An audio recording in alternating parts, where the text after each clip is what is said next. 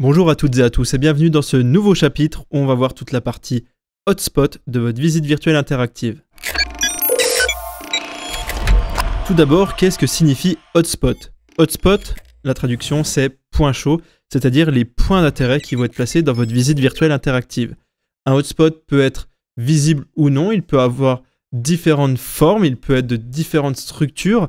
Et ce qu'il est important de comprendre, c'est qu'un hotspot, c'est l'élément graphique et si cet hotspot ne fait aucune action quand la personne clique dessus, c'est que le hotspot est mal programmé et que le hotspot ne sert littéralement à rien. Il peut y avoir des hotspots avec aucune action, par exemple une petite flèche qui indique, qui bouge comme ceci et qui indique de regarder vers là-bas, mais quand la personne clique sur la flèche, il ne se passe rien par exemple. Ça, c'est ce qu'on appelle des hotspots indicatifs.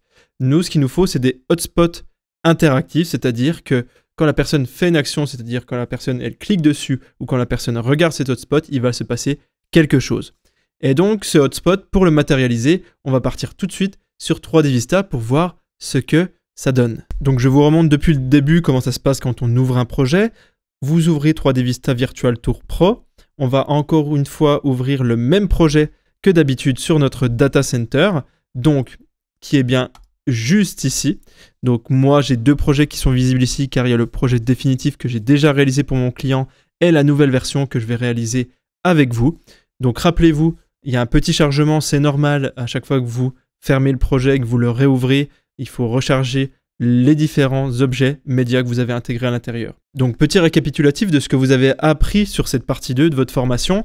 Vous avez réussi à maîtriser l'import, la hiérarchisation et les premiers réglages de l'intégralité de vos objets médias. Vous savez maintenant prévisualiser les scènes grâce au petit bouton juste en dessous qui s'appelle Aperçu et qui est orange. Vous avez également vu comment paramétrer les réglages globaux de votre projet dans la fenêtre Projet. Et vous savez maintenant faire votre habillage et vous devez à l'heure actuelle avoir votre habillage définitif. Et pour rappel, le mien, il est comme ceci. Donc maintenant, pour la partie hotspot, il faut comprendre que n'importe quel type d'objet média que vous sélectionnez ici, donc de panorama jusqu'à audio, si vous avez une petite sous-fonction hotspot juste ici, ça veut dire que vous pouvez mettre des hotspots dans ces types d'objets médias. D'accord? Donc par exemple dans panorama, vous pouvez mettre des hotspots.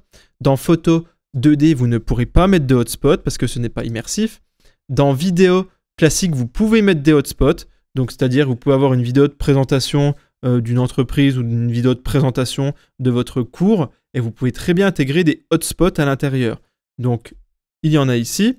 Vidéo 360, bien évidemment, étant donné que ça peut être considéré comme une scène, on peut ajouter des hotspots. Sur les objets 3D, bien évidemment, vous pouvez mettre des hotspots. Par exemple, vous vous rappelez, moi, cet objet 3D, c'est un disque dur.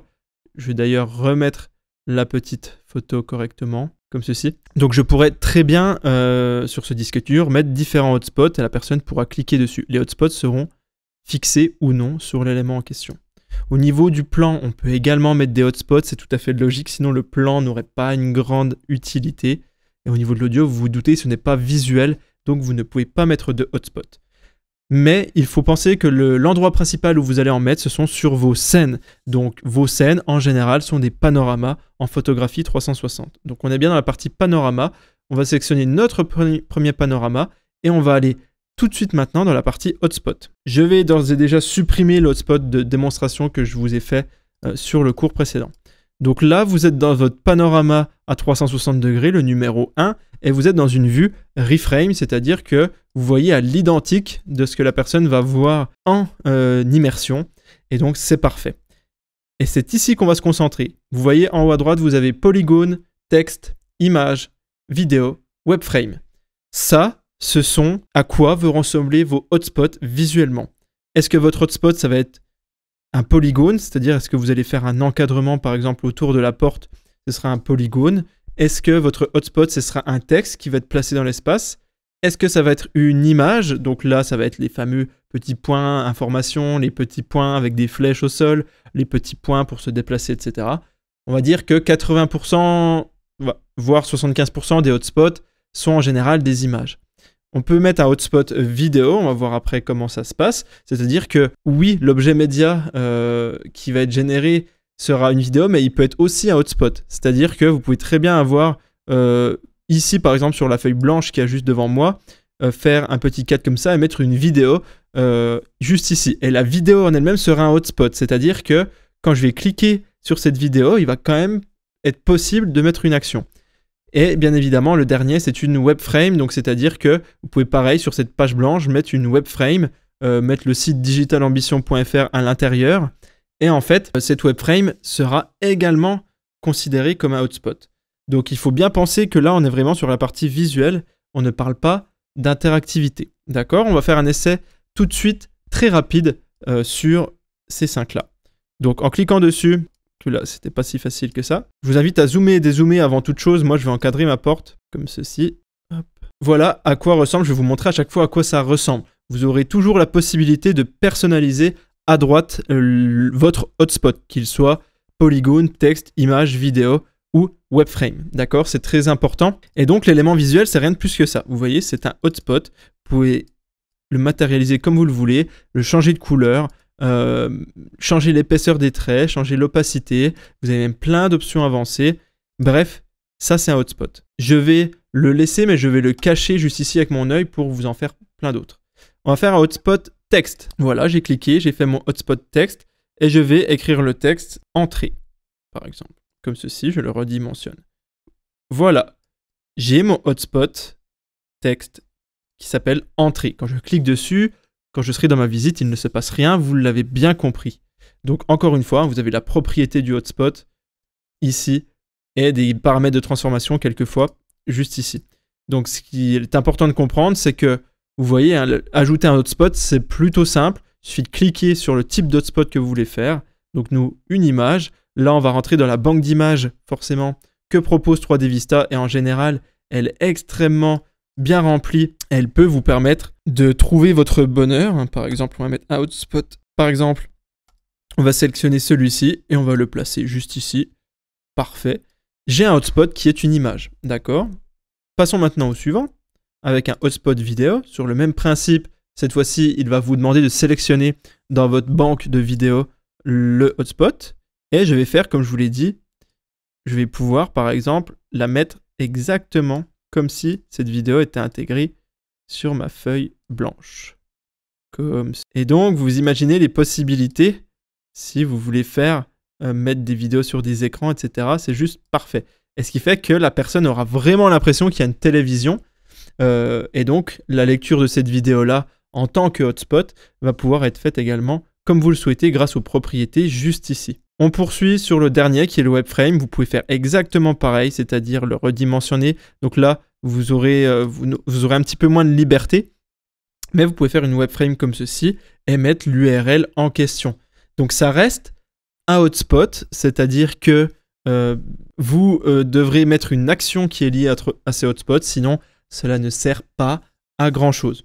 Donc je vais vous les remontrer un par un pour vous montrer exactement quelles sont les typologies. Et vous le voyez, il y a une petite icône qui vous dit la typologie ici. Donc le premier, un polygone, un texte, une image, une vidéo et un webframe. Donc vous l'avez compris, jusqu'à là, un hotspot, ce n'est rien de plus qu'un composant qui va être placé sur votre visite virtuelle interactive, mais ce composant n'est pas dans votre habillage, c'est-à-dire qu'il est vraiment lié à l'objet média en question. Par exemple, vous l'avez vu sur le panorama, quand je glisse pour aller à gauche et à droite, mes hotspots sont collés dessus et ils ne sont pas figés dans l'espace. Et ça, c'est vraiment extrêmement pratique, extrêmement immersif, et vous allez pouvoir mettre des hotspots partout où vous le souhaitez. Vous l'avez vu dans votre formation sur la partie acculturation sur la pédagogie en réalité virtuelle, vous avez établi votre diagramme en arborescence, c'est à ce moment précis qu'il faut vous en servir. Dans mon cas de figure, celui que je vous avais montré pendant votre cours, forcément il était beaucoup plus adapté pour la partie visite virtuelle interactive sur Unity, car on devait faire du 6 degrés de mouvement, rappelez-vous, et il y avait des manipulations d'objets à faire. Et vous l'avez compris, sur des outils de type 3D Vista Virtual Tour, on ne peut pas le faire. Donc moi, je vous ai guidé de toute façon, après ce chapitre-là, au bon endroit. Donc si vous êtes ici, c'est forcément que votre diagramme en arborescence peut être adapté à un contenu réalisé sur 3D Vista. Donc je vais vous montrer le mien. Pour ma part, j'utilise toujours et encore diagram.net, donc app.diagrams.net, et vous allez voir que j'ai un magnifique diagramme juste ici qui apparaît. Ça, c'est mon diagramme que j'ai présenté à mon client avant de commencer quoi que ce soit. Donc, bien évidemment, c'est quelque chose qui peut être facturé. Hein. L'édition d'un diagramme comme celui-ci est primordiale, mais c'est quelque chose qui peut être facturé et ça va conditionner la faisabilité du projet, ça va conditionner le prix du projet, ça va conditionner tout ce qui est lié au projet. Donc, c'est une obligation technique pour vous de faire ce type de diagramme. Et on va voir ensemble, très rapidement, comment je l'ai structuré. Rappelez-vous, le premier cadre ici, c'est l'objectif pédagogique. Donc, il pourrait y en avoir plusieurs. Là, dans mon cas de figure, j'ai fait quelque chose de très simple. Il n'y a qu'un objectif pédagogique, sensibiliser à la sécurité des données d'un data center en 15 minutes. Voilà. Et j'ai précisé, donc je vais zoomer un petit peu, que mon objectif est SMART et j'ai détaillé pourquoi il est SMART et quelles sont les notions. Donc, les visiteurs apprendront les 5 stratégies clés de la sécurité des data centers, y compris l'authentification, la surveillance physique, la prévention contre les cyberattaques, les sauvegardes régulières et les protocoles d'urgence. Donc, ça vous paraît peut-être chinois ce que je vous dis, mais ça, c'est vraiment le genre de choses, vous n'avez pas le choix d'être en relation avec le client pour comprendre le sujet, ou si c'est vous le formateur, vous allez forcément comprendre le sujet et savoir le rendre smart et vraiment l'identifier pour l'écrire de cette façon-là. Donc, mon objectif pédagogique est mesurable. Donc, ce sera évalué à l'aide d'une série de questions-réponses, quiz, vers la fin de la visite, mais également avec des chasses au risque tout au long de celle-ci. Donc, on va voir comment j'ai pu matérialiser tout ça. Donc, c'est atteignable. Donc, pourquoi ? Parce qu'on met en place des experts en sécurité qui fourniront des exemples concrets lors de la visite. Donc, ce sera des petites personnes qui seront en vidéo et qui seront intégrées dans la visite, ce qui rend, en fait, l'objectif pédagogique beaucoup plus atteignable que s'il n'y avait pas ces intervenants experts. On pourrait très bien, sur un système un petit peu mixte, faire la visite virtuelle dans le casque, puis avoir des personnes expertes pour répondre aux questions en mode question-réponse. Vous l'avez compris. C'est pertinent, donc cette sensibilisation est cruciale dans un monde où la protection des données est de plus en plus importante pour les individus et les entreprises. Et temporellement définie, les participants auront l'occasion de participer à un atelier de suivi en ligne 2 semaines après la visite pour tester leurs connaissances et approfondir leur compréhension des stratégies de sécurité. Donc vous l'aurez compris, ma visite virtuelle interactive, l'objectif pédagogique est ici. La notion SMART, vous pouvez vous également la noter, comme ça vous aurez l'esprit très clair. Et vous voyez, j'ai 2 couleurs différentes. J'ai une couleur violette juste ici qui correspond au jalon d'évaluation plus les sous-étapes, d'accord ? Et j'ai une couleur un peu plus bleutée qui correspond aux objets médias générés, comme d'habitude. Donc là, ce qui est un petit peu différent de la réalisation de la pâte à choux, par exemple, si vous vous rappelez très bien ce chapitre, c'est tout simplement que vous allez voir que de 1, les objets 3D qui étaient juste ici en objets médias utiles sont remplacés par les panoramas 360 qui sont considérés comme vos scènes. Donc je le rappelle, une photo 360 va être autour de vous comme vous pouvez le voir juste ici. Ça, c'est une scène et vous aurez de multiples scènes. Donc ce qui signifie qu'en fait les objets médias utiles deviennent vos panoramas 360 et les différents hotspots, d'accord ? Et c'est ça qui est hyper important. Je le répète, vous l'avez vu là dans notre visite virtuelle, on a ajouté des hotspots partout ici. Ça, ce sont des objets médias, parce que vous l'aurez compris, hein, si vous n'avez pas cette image-là visible, vous ne verrez pas votre hotspot. Donc, c'est bien une photo qui est utile, mais qui n'est pas générée, parce qu'on n'a pas d'action. On pourrait avoir une action qui ouvre un album photo, et cet album photo sera un objet média généré. Voilà, je vous ai refait la petite différence entre objets médias utiles, c'est ceux qui sont visibles dès le début quand vous arrivez sur la scène, et les objets médias générés, c'est ceux qui sont générés via de l'interactivité et via une action. Donc n'hésitez pas, si je vais trop vite, à revoir ce que je vous dis ou à me poser les questions dans le chat dédié. Donc, j'ai toujours une étape, donc là j'ai les jalons d'évaluation, plus objets médias utiles à gauche, j'ai ma colonne étape à droite, et j'ai les objets médias générés un peu plus à droite, d'accord ? Donc, j'ai découpé en 1, 2, 3, 4, 5 jalons d'évaluation. Donc, un premier pour maîtriser la navigation en VR. Comme je l'ai dit, c'est toujours intéressant de mettre un petit tutoriel dès le début si vous voulez que votre visite virtuelle soit utilisée en VR.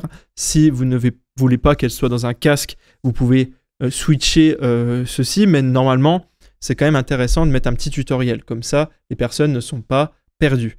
Ensuite, le premier le premier jalon d'évaluation qui est lié à mon objectif, c'est connaître les moyens d'authentification pour le data center, identifier la surveillance physique de ce data center, les sauvegardes régulières des données, maîtriser les protocoles d'urgence. Vous voyez, j'ai repris, donc j'ai 4 grosses étapes. Et ensuite, j'ai les sous-étapes.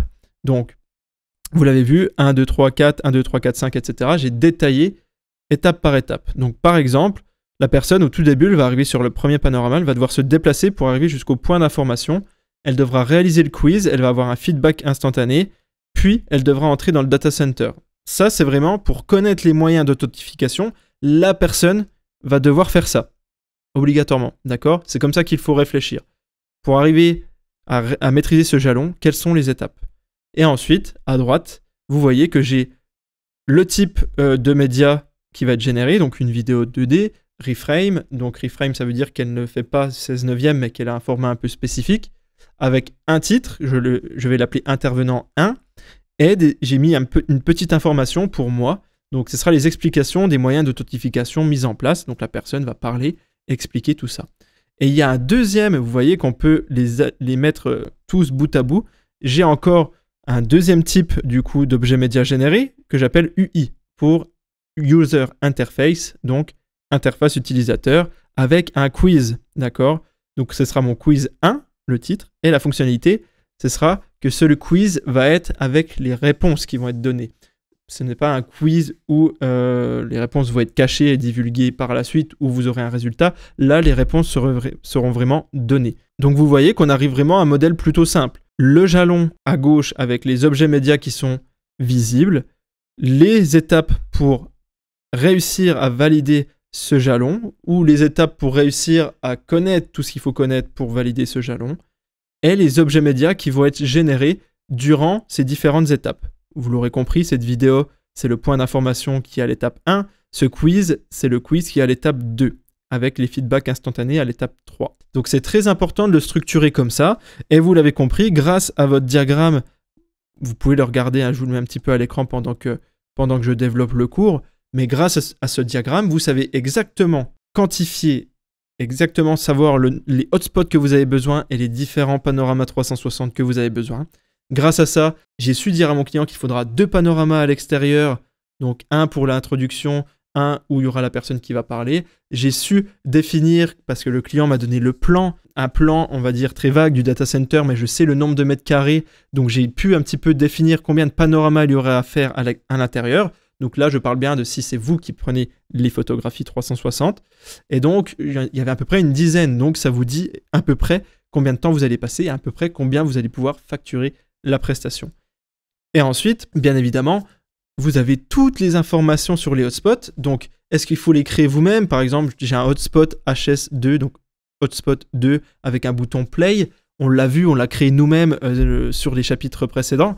Mais dans l'idée, si vous devez les créer vous-même, donc est-ce que le client veut que ce soit ses couleurs? Est-ce qu'il veut que ce soit la typographie de la marque ou le donneur d'ordre, hein, bien évidemment? Est-ce qu'il veut que ce soit vraiment hyper personnalisé ou non? Si ce n'est pas le cas, vous allez être tranquille et vous allez pouvoir vous servir des hotspots qui sont prévus et offerts par 3D Vista. Et ça, c'est un gain de temps, donc un gain d'argent, donc on va pouvoir faire des prix beaucoup plus bas. D'accord? Moi, dans mon cas de figure, vous verrez, on va utiliser les hotspots qui sont prédéfinis et ça fonctionne extrêmement bien dans 80% des cas de figure. Plus vous voulez avoir du haut de gamme, plus cela va être forcément onéreux. Et donc, grâce à ça, déjà la première partie avec les objets médias utiles, on peut déjà avoir un chiffrage qui se construit et c'est ça que vous devez faire, c'est très important. Ensuite, sur le deuxième point, ça c'est plus pour vous, pour le déroulé de la visite. Et les points d'après vont vous permettre de savoir quels sont les objets médias générés qu'il va falloir créer, trouver sur Internet, trouver avec votre donneur d'ordre ou votre client, aller filmer vous-même, aller photographier vous-même. Exemple typique, on descend un tout petit peu ici, on voit qu'à la fin, j'ai beaucoup d'objets médias ici. J'ai bien une vidéo 2D, donc là, c'est une personne que je vais filmer face caméra et que je vais intégrer dans ma photo 360. J'ai une image 2D un peu pop-up, donc là c'est un graphisme qui va apparaître, j'ai une autre image 2D pop-up, bref j'en ai plusieurs, j'ai encore une vidéo, j'ai un quiz, donc le temps pour faire le quiz, pareil, ça pourrait être calculé vu qu'on sait combien il y a de quiz et on sait combien de questions vous allez mettre à l'intérieur. et une vidéo 2D 16:9, donc là filmée avec une caméra standard, qui va être à la fin pour dire félicitations, vous avez réussi votre cours, et si vous voulez aller plus loin, faites telle ou telle chose. Vous l'aurez compris, c'était la partie la plus longue de votre chapitre ici, et vous allez avoir forcément besoin de ce diagramme en arborescence à un moment donné, dès le début d'ailleurs, c'est mieux de l'avoir fait dès le début. Si vous êtes en retard, si vous ne l'avez pas produit et que vous êtes dans un cursus non certifiant chez nous, n'hésitez pas à le produire, ça vous aidera de toute façon. J'utilise diagrams.net, il y a plein d'autres outils en ligne qui permettent de le faire, sinon vous prenez une simple feuille de papier et vous écrivez tout ça, ça vous permettra de faire une estimation tarifaire le plus fiable possible. Dans ce chapitre 3, on va commencer à intégrer nos hotspots de navigation. Pourquoi nous commençons avec des hotspots de navigation et pas des hotspots informationnels ou différents types d'hotspots qui permettraient d'afficher des objets médias? Car les hotspots qui vont vous permettre de naviguer vont vous permettre de faire le squelette de votre visite virtuelle, c'est-à-dire d'avoir déjà un chemin pour pouvoir se déplacer dans l'espace. Parce que si vous faites déjà tout le reste et que vous ne mettez pas de chemin entre les différentes scènes, eh ben vous ne pourrez pas les prévisualiser car vous serez bloqué face à un mur et vous ne pourrez pas aller plus loin. Donc on commence toujours à ce stade par la navigation.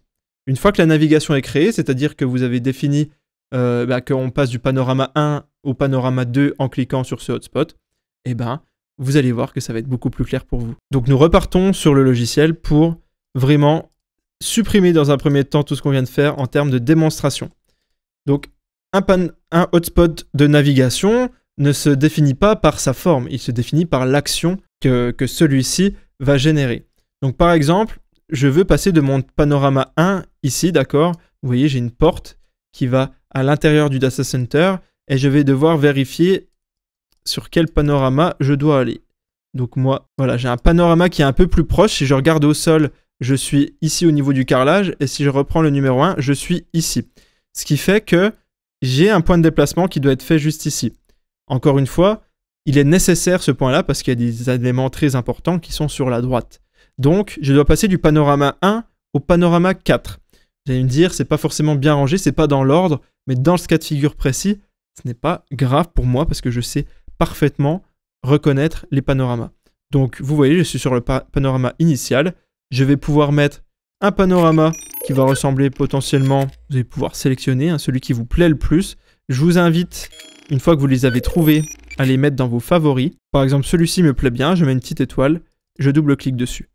Et donc, je vais le mettre exactement à quelques millimètres près. Ce n'est pas forcément très grave si vous êtes à côté, mais à l'endroit où le panorama numéro 4 apparaît. Donc là, j'ai créé visuellement mon hotspot. Et ensuite, la deuxième étape très importante, vous l'aurez compris, c'est d'ajouter une action d'ouverture de panorama. Comme ça, je vais pouvoir aller vers l'autre panorama. Je clique, je sélectionne mon panorama 4 qui est le panorama de destination et je suis en vue d'entrée intelligente, dynamique. C'est très bien, ça va faire une transition 3D.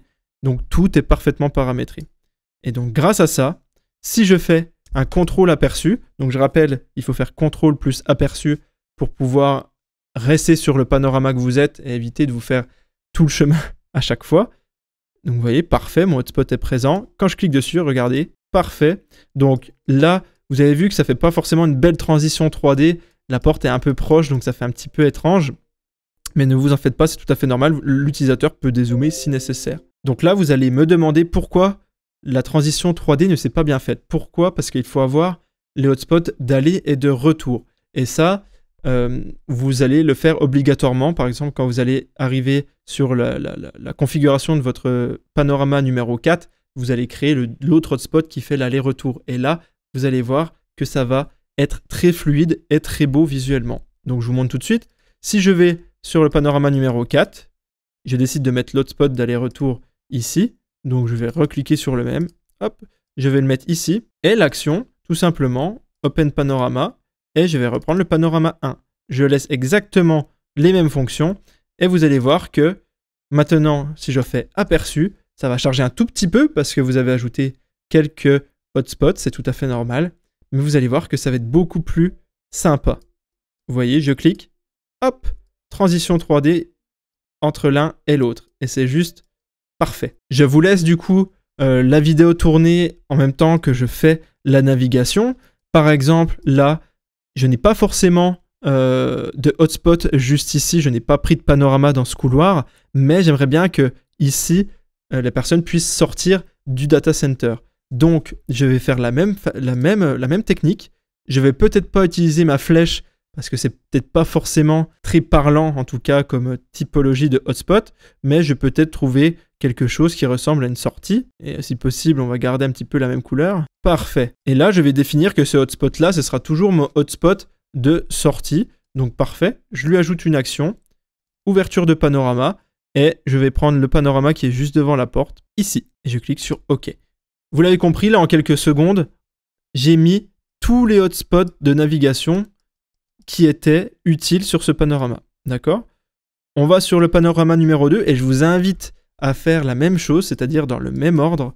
Comme ça, vous serez vraiment, vraiment tranquille. Donc, je vous montre encore une fois ce panorama et après, on va passer à la suite. Donc, je vais changer un petit peu, je vais dézoomer un petit peu et je vais prendre ce coup-ci le polygone. Et je vais définir que cette porte en elle-même est un hotspot. Quand la personne va cliquer dessus, elle va se rendre à l'intérieur. Donc, vous n'êtes pas obligé de le laisser en gris comme ça. Si la couleur de votre client est beaucoup plus dans les bleus, pourquoi pas faire comme ceci avec un bleu légèrement clair comme ceci. Voilà, un gris clair comme ceci. Vous pouvez baisser l'opacité, vous pouvez faire plein de choses. Donc ça, c'est mon hotspot, c'est parfait. Et je vais lui donner une action. Ça va ouvrir un panorama et je vais choisir le panorama qui est dans le local technique. Juste ici, vous voyez, c'est la porte qui a juste là coupée. Donc je laisse exactement pareil. Donc parfait, mon panorama est placé. Et j'en voudrais un autre ici qui arrive juste devant le data center. Encore une fois, visuellement parlant, de votre côté, ça vous paraît étrange que je dis parce que vous n'étiez pas sur le jour du tournage. C'est pour ça que d'avoir des plans de votre client, c'est très très intéressant. Mais là, j'ai besoin également d'un petit hotspot avec flèche comme d'habitude, juste ici. Je vais le mettre ici. Vous pouvez le redimensionner un petit peu parce que là, il est plus loin, donc c'est mieux qu'il soit plus petit. Et je vais refaire pareil, ouverture de panorama, et je vais mettre le premier panorama de ma visite qui est juste ici. Ok, parfait, vous avez vu, j'ai déjà intégré tous les hotspots de navigation sur mon panorama numéro 2. Croyez-moi, ce sont les étapes les plus longues. Une fois que votre navigation est définie, ça va vraiment couler de source pour vous et vous allez être de plus en plus à l'aise.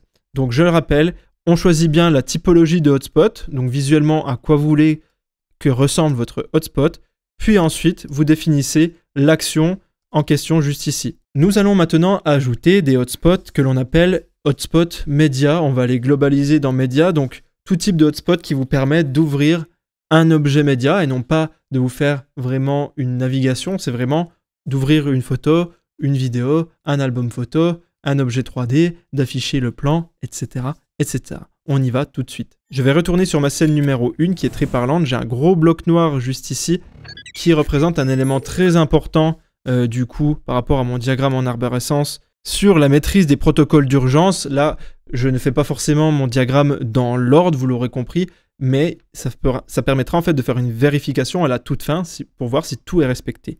Donc, maîtriser les protocoles d'urgence, vous avez vu, il y a des éléments ici que j'ai appelés pop-up 2, pop-up 3, etc.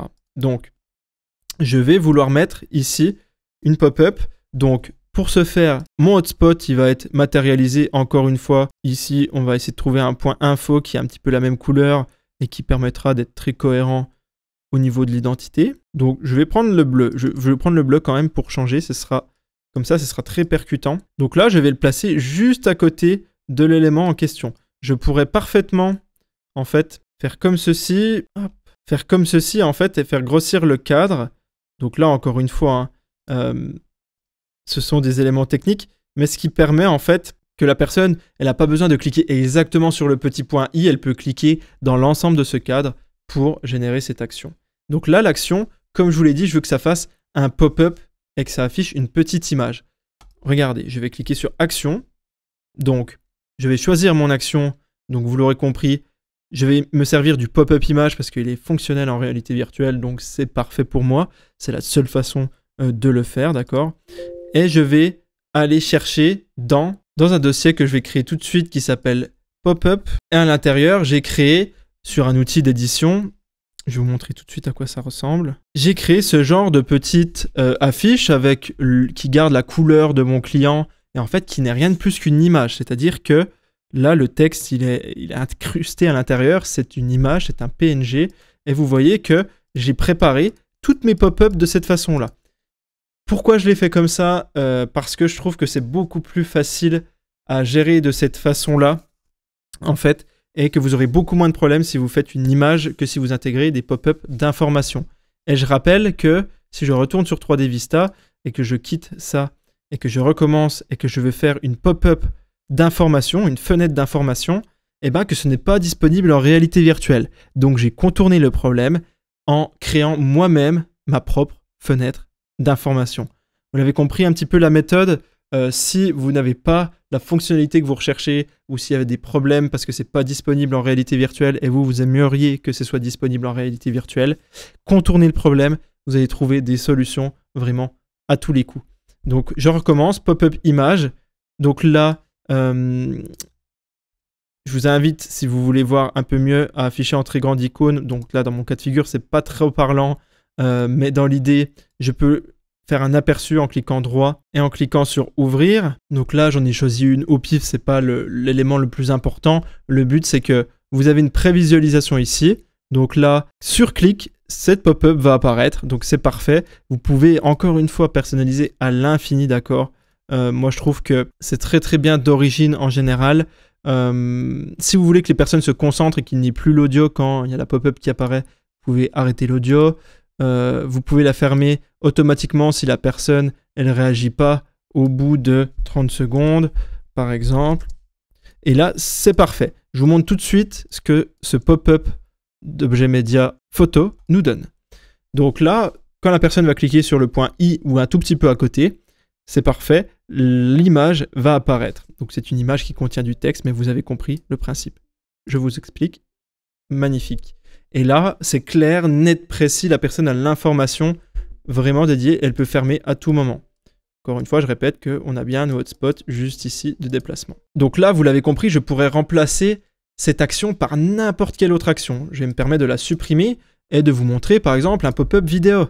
Donc pop-up vidéo avec une vidéo de présentation de l'entreprise, je sélectionne, je regarde si mes réglages sont bons, j'appuie sur OK, je fais un aperçu. Comme ça, vous allez bien comprendre ce que c'est un pop-up. Magnifique, cela fonctionne parfaitement bien. Maintenant, passons aux hotspots qui sont beaucoup plus informationnels. Là, je vous ai montré des hotspots qui font apparaître des objets médias. Ça peut être divers et variés. Mais là, on va passer aux hotspots informationnels. Et vous l'avez compris, ils ne sont pas forcément intéressants en réalité virtuelle. Par exemple, je vais me servir, ce que j'appelle vraiment hotspot informationnel. Pour moi, c'est la partie fenêtre d'information en général qui est considérée de la sorte.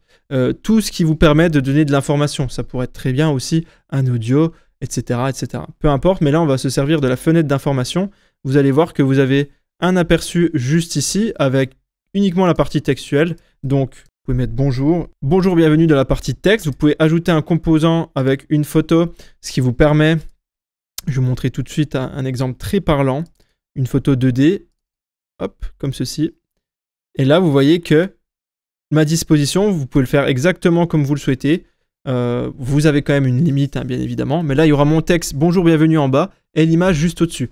Je vais vous expliquer pourquoi c'est pas forcément bien de procéder comme ça et c'est mieux de le faire sur un outil d'édition parce que, clairement, pour faire vraiment quelque chose de visuellement extrêmement beau, c'est compliqué. Si je laisse en l'état et que je fais un aperçu, vous allez voir la qualité visuelle n'a rien à voir avec le petit encadré de ce que je vous ai montré tout à l'heure. Je clique et vous voyez visuellement c'est quand même intéressant, on va pouvoir faire quelque chose, mais si vous avez l'habitude de travailler vos illustrations, vos images sur d'autres outils, faites-le sur d'autres outils, vous serez beaucoup plus tranquille. Ensuite, nous avons les hotspots avec des fonctionnalités qu'on appelle avancées. Je vais me permettre de supprimer et de rajouter une autre action.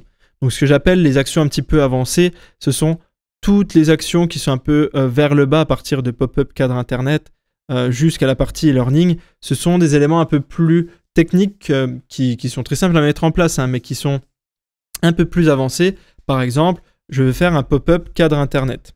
Donc là, quand je vais cliquer sur le i, il va y avoir un URL qui va s'ouvrir. Donc là, on est bien sur un pop-up. La page ne va pas s'ouvrir ailleurs, elle va s'ouvrir dans le cadre. Donc là, je vais vous montrer avec mon propre site internet. Je le rappelle qu'il faut prendre l'adresse totale, la noter ici, je vais cliquer sur OK et aperçu. Encore une fois, vous avez vu, le test et debug est extrêmement important. Pourquoi? Parce que là, vous ne pouvez pas prévisualiser si ça fonctionne bien et si ça vous plaît. On y va. Et vous voyez, c'est magique, je suis sur le site internet, dans ma visite virtuelle. C'est extrêmement puissant quand la personne a une connexion à internet. Vous pouvez imaginer tout et n'importe quoi. Au lieu d'utiliser les fonctionnalités quiz de 3D Vista que l'on va voir en détail dans le cours suivant, vous pouvez très bien utiliser des outils que vous utilisiez déjà pour faire vos quiz, pour faire vos QCM, vos différents formulaires. Vous pouvez les intégrer en WebFrame, en pop-up WebFrame, et ça fonctionne extrêmement bien. Encore une fois, c'est conditionné à la connexion à Internet, et croyez-moi, c'est pas forcément simple, et c'est pas forcément ouvert à tous de mettre à disposition votre visite virtuelle sur Internet. Donc je vous montre encore une action un petit peu avancée. Par exemple, on va pouvoir sur ce point prendre une capture d'écran, par exemple, quand la personne va cliquer là-dessus. Donc forcément, on va avoir cette image-là. Ça va prendre la capture d'écran du main viewer. Donc on va voir ça tout de suite. Ça peut être extrêmement aussi intéressant pour plein de cas de figure. Vous allez voir tout de suite. Je vous invite à les tester. On les a vus tous ensemble.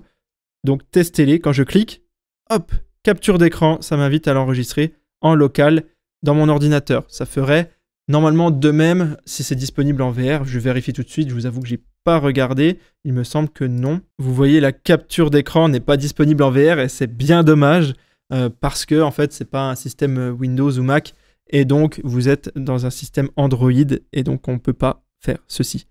Bref, amusez-vous, testez.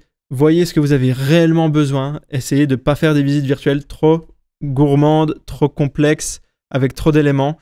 La population française et toutes les personnes que vous voulez former avec cet outil-là, française ou plus d'ailleurs, ou plus lointaine, elle a besoin d'être acculturée, elle a besoin d'être habituée à faire des visites virtuelles interactives, de les vivre.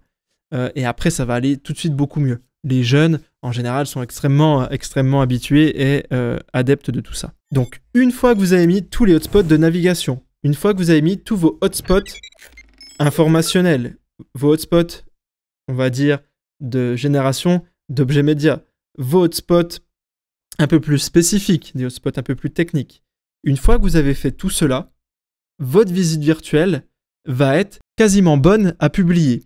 Je dis quasiment bonne car si vous ne voulez pas faire de fonction e-learning sur 3D Vista, vous pourriez très bien cliquer sur publier et publier votre visite virtuelle. Mais en l'état, je vous invite à ne pas le faire étant donné que si vous êtes sur cette formation, c'est certainement que vous voulez voir un petit peu plus sur la partie e-learning, ce qu'on est capable de faire sur 3D Vista. Et donc, je vous conseille de voir le chapitre sur la partie e-learning, même si sur 3D Vista, c'est très limité parce qu'on a juste la partie quiz et la partie chasse qui sont disponibles. Et donc après, si vous voulez aller un peu plus loin, il faudra contourner le système et faire, comme je vous l'ai dit, utiliser la connexion Internet pour pouvoir intégrer vos propres éléments. Donc petit point sur le test et debug, vous l'avez vu, je l'ai fait tout au long de cette vidéo avec vous. J'ai placé des éléments, je leur ai donné des actions ou non. Je peux les renommer, donc moi j'ai tendance à appeler HS1, HS2 pour hotspot, comme ça tout est clair, net, précis. Vous pouvez les renommer, vous pouvez totalement organiser. Une fois que vous avez tout créé, je vous invite à faire un aperçu en faisant clic sur aperçu. Et bien évidemment de tester l'intégralité de votre parcours, de tester l'intégralité de vos hotspots qui génèrent des médias pour voir si ça fonctionne. Si ça fonctionne, c'est-à-dire que vous êtes bon pour la prochaine étape. Magnifique. Donc là, ce que je vous montre, ce que je vous expliquais, en fait, oui, c'est vous cliquez sur aperçu et vous testez vraiment. Moi, vous l'avez entendu, ça fonctionne. Mais dans l'idée, vous testez bien pour voir si le parcours marche, si les hotspots qui permettent d'afficher des objets médias fonctionnent, si toute votre visite est parfaitement opérationnelle. Avant même de commencer la partie e-learning, s'il vous plaît, ce serait bien que tout ça, soit cohérent. Et donc, pour que ce soit cohérent, vous gardez votre petit diagramme d'un côté. Si vous avez deux écrans, c'est juste génial. Sinon, je vous invite à même l'imprimer ou faire des gros formats pour pouvoir être au clair. Et il faudra que ça réponde exactement au suivi juste ici. Alors attention, à l'heure actuelle, il va y avoir des éléments manquants, c'est-à-dire, vous avez vu, il y a des parties quiz ici, j'ai des parties quiz encore ici. Voilà, j'ai des éléments qui sont extrêmement importants et qui ne sont pas finalisés parce que, je vous l'ai dit, la partie e-learning arrive tout de suite après. Donc pour moi, là, à l'heure où je vous parle, j'ai terminé ma visite, tout ça est fait, c'est-à-dire que je peux vraiment valider ces jalons si je fais la visite virtuelle interactive et que je la suis. Donc ça, c'est vraiment génial. Je vous mets quelques petites informations en dessous pour les bonnes pratiques à suivre pour intégrer vos hotspots, mais pour résumer, un hotspot, c'est un élément visuel, un élément graphique qui est représenté soit par une forme, soit par un texte, soit par une image, soit par une vidéo, soit par une webframe, que vous placez n'importe où dans vos différentes scènes. Et ces hotspots sont liés à une action qui permet de faire une multitude d'actions diverses, que ce soit changer tout simplement de panorama, que ce soit ouvrir une photo, une vidéo, un objet 3D, que ce soit ouvrir une webframe, que ce soit prendre une capture d'écran, etc., etc. Vous l'avez compris, la richesse de cet outil est quand même énorme. Si vous êtes sur ce cursus, c'est que je vous ai guidé à utiliser 3D Vista, donc c'est qu'il y a un intérêt majeur pour vous. Donc j'espère que ça vous plaît. Je vous remercie d'avoir suivi ce chapitre en intégralité. Maintenant, pour ceux qui sont sur un parcours professionnalisant, je vous invite à réaliser votre exercice pratique. Si vous le souhaitez, vous aurez le corrigé type qui apparaîtra juste après dans votre séquence. Pour ceux qui sont dans un cursus certifiant, je vous invite à réaliser votre exercice pratique, à le rendre dans votre cloud totalement privé et je vous fournirai bien évidemment votre corrigé individualisé. Je vous remercie et à plus tard.